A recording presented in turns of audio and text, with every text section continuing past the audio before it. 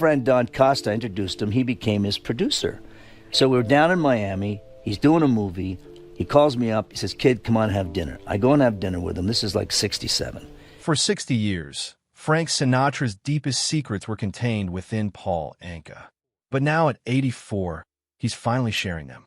In 1968, Sinatra looked him in the eye and said something that changed everything. It wasn't just about my way. It was about the mob connections, the covered-up scandals, and the bodies that disappeared when people crossed the chairman of the board. Anka watched it all happen. He stayed silent through threats, bribes, and worse. But age will loosen tongues, and these revelations that he is presenting now will ruin Sinatra's reputation forever. Paul Anka was born on 30th of July, 1941 in Ottawa Civic Hospital. He was the son of immigrants. Andrew Anka, his father, immigrated to Canada from Damascus in 1924 with only $15 and one suitcase.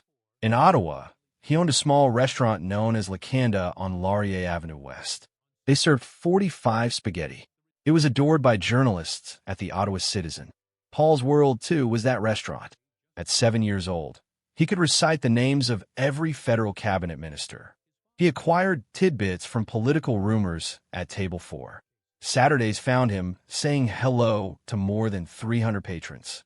He observed his father hustle, work, smile, shake hands. He committed it all to memory. The family resided in a two-bedroom home on Clearview Avenue.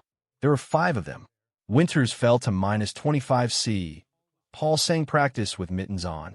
Money was close, yet 2 things formed him: his father's ambition, his mother's Arabic cradle songs. Her name was Camellia. She was from Lebanon. The melodies lingered. That fall of 1953, Paul was 12 years old. He went to school at Pfizer Park High with a borrowed $14 guitar. He informed everyone he had a new band. He named it the Bobby Sockers. He recruited 2 students, Raymond Carrier and Gerald Barrow. They practiced in his basement by stacks of tomatoes. Sometimes they practiced beyond 2 a.m. Paul learned piano from a dog-eared John Thompson book on his own. He even came up with lyrics in math class. At 13, he had already composed 27 songs. His music teacher, Frederick Caram, remembered everybody. At one point, Paul wanted to play at the Fairmont Club in Quebec, but he was too young, so he drove his mother's Buick without a license. He drove across the river. He persuaded the doorman to let him sing for nothing. He sang I Confess, a song he had composed himself. He received first prize, $25, and a week's worth of bookings. The police warned him, but the rest of the people saw a boy who would not quit. Paul sang every Sunday at St. Elias Cathedral. He was taught ancient hymns and odd-time signatures, such as 7/8. He combined those with boogie songs he'd heard past midnight playing on CKUA radio.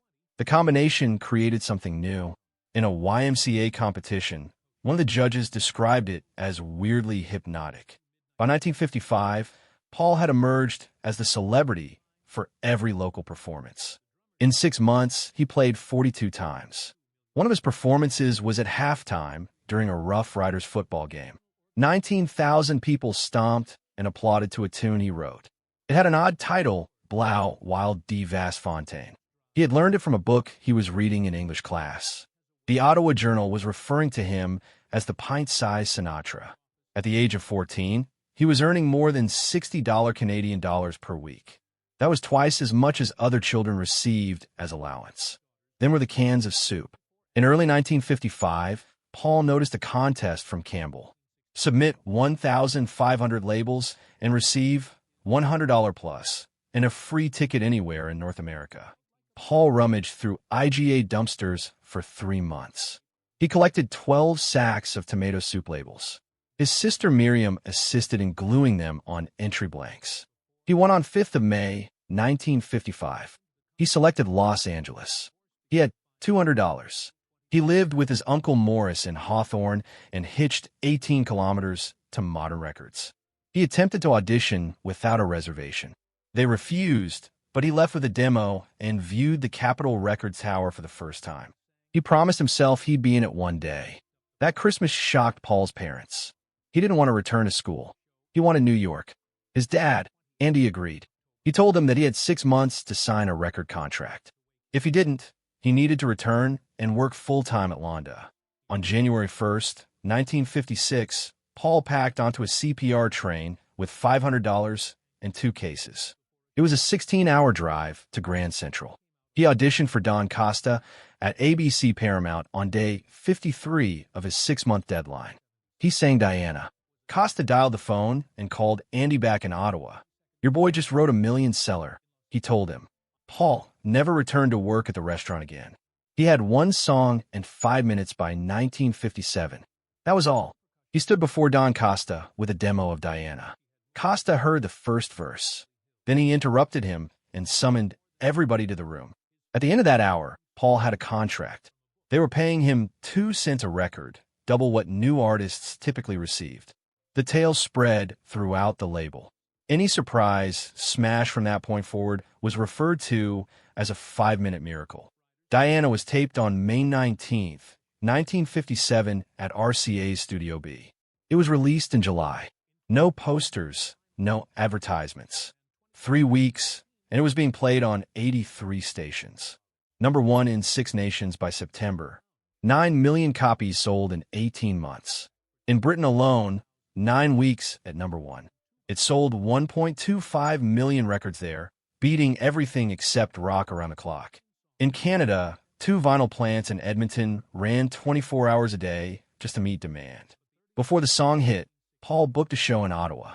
The date was October 28th, 1956. It was at the Capitol Theater, but the crowd turned on him. They thought he was lip-syncing. They booed him. They threw coins.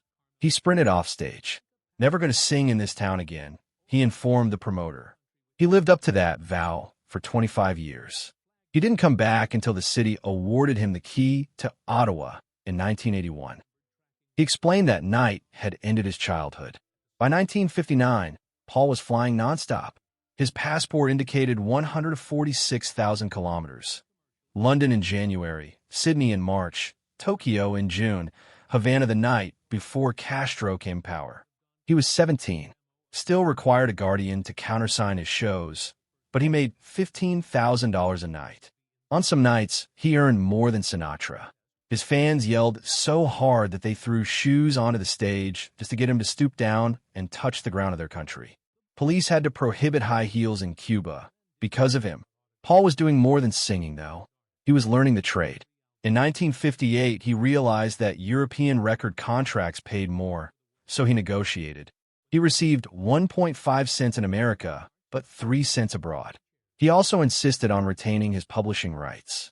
He was 17 years old when he founded Spankin' Music. That meant that whenever anyone played Diana or Lonely Boy or subsequently My Way, he received the money, not the record company. By the age of 18, his songs had made $2.5 million. He used the cash to purchase a Las Vegas lounge and a Montreal apartment building. He could not legally drink in each of them, but he owned both. On August 17, 1960, in a cramped club in Hamburg, 4 young men from Liverpool took to the stage. Nobody knew their names, but night after night, show after show, something was altering about them. The Beatles were coming into existence. In 3 years, they and the Rolling Stones had 8 number 1 hits in the UK. And while they flew high, Paul Anka declined. Each new song of his underperformed. None of them even broke into the top 20. His record company, ABC Paramount, slashed his studio funds, then let him go. They explained they craved fresher voices. Anka was only 21. Only 3 years prior, he had sold 13 million singles. Yet by spring 1963, his figures had plummeted. Less than 1 million records sold for 2 straight quarters. That was an 80% drop. Radio turned its back, too. In 1960, Wynn's New York played him 28 times a week. By May 1963, they played him only 3 times. The Beatles that same month got 55. Almost overnight, teen idols were out. Anka wasn't even 22, and already he was seen as old news. Most vocalists would have disappeared. Anka did not. He entered ABC's New York headquarters in December 1962 and pulled a wild card. He presented them with a cashier's check for $250,000, well over $2.5 million in today's money, and repurchased all the songs he'd ever cut for them. Executives chuckled. His entire catalog of recorded material was netting him less than $40,000 per annum. They deemed it a waste, but Anka saw it differently. Those songs already had 31 covers overseas. He would now receive 100% from new licenses. By 1970, Pepsi ads and re-releases of Diana and Put Your Head on My Shoulder took his catalog to $15 million. By 2020, that same catalog had made approximately $100 million. On the original deal, he'd written one little note by hand. All future formats were included. That single sentence meant no additional payments for CDs, downloads, or streaming ever. At the beginning of 1963, he traveled to San Juan to be in The Longest Day. While on location, he met Enda Zogb, a model and former Miss Sweden runner-up. For the ensuing year, he wrote her letters from airports and sent proposals with red-eye tickets. On February 16, 1963, they took a flight to Paris and were wedded at 2 a.m. within the Orly Airport VIP lounge. The guests consumed 1955 Dom Perignon. Their wedding cake was airlifted from Maxim's. A telegram from Frank Sinatra stated, "Kid, you're crazy, but mazel tov." Her pages were carried by Life magazine. Her wedding dress contained 200 hand-sewn pearls. They performed their first dance to a live rendition of Put Your Head on My Shoulder, performed by a 12-piece orchestra from Lolo. They were married 37 years, 5 daughters. They divorced in 2000. In 1962, only 1 month prior to the wedding, Anka had composed a 32-bar military march in 48 hours for The Longest Day. The budget for the movie was $7.5 million.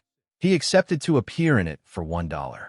Rather than a salary, the producer offered him 0.25% of the world's gross.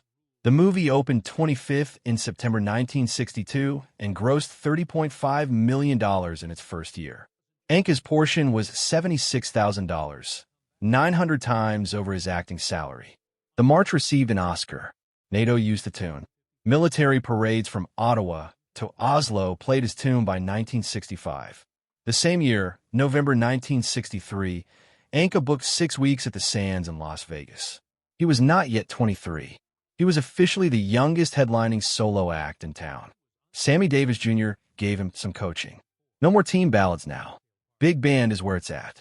Anka began with Cole Porter's Night and Day, strode into the audience during his closer, and violated casino regulations simply by touching hands. His salary, $2,500 a night. ABC had not paid him that much in a month. People noticed. Variety dubbed him a teen troubadour turned Rat Pack protege.